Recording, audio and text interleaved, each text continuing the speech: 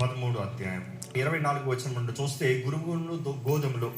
గురుగులు అంటే ఎందుకు చెడు ఉండాలి, దేవుడు అంటే ఈ నష్టం ఎందుకు ఉండాలి, దేవుడు అంటే ఈ కష్టం ఎందుకు ఉండాలి? ఈ అపవాది ఈ లోకంలో మనకి కష్టము, నష్టము, పోరాటాలు, శ్రమలు తెస్తానికి ప్రయాసపడుతూనే ఉన్నాడు.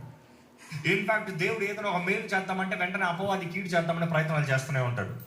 దేవుడు ఒక మంచి కార్యం, ఒక సత్కార్యం నీ జీవితంలో జరిగించాలని ఆశపడినప్పుడు అపవాది దాన్ని ఎలా పాడు చేయాలా, ఎలాగ దాన్ని కలవరపరచాలా, ఎలా శక్తి లేకుండా చేయాలా అని చూస్తూనే ఉంటాడు. ఈ ఉపమానం ఈ రోజు చెప్తా మనుషులకు అర్థమవుతుందో లేదో కానీ ఆ రోజు యేసు ప్రభు చెప్పినప్పుడు వారికి they understood it very well. వారికి బాగా ఎరిగిన సంగతి. ఎందుకంటే ఆ రోజుల్లో హార్వెస్టింగ్ ఇస్ నెంబర్ 1 బిజినెస్. ఆ హార్వెస్ట్ లో ఒక వ్యక్తి ఎన్ని కష్టపడి తను దున్ని, తను సిద్ధపరిచి, తను అన్ని చేసి, తన విత్తనం విత్తిన తర్వాత తన మీద అసూయ ఉన్నవాడు ఏం చేస్తాడంటే రాత్రికి వచ్చి ఫేక్ విత్తుతాడంట. ఫేక్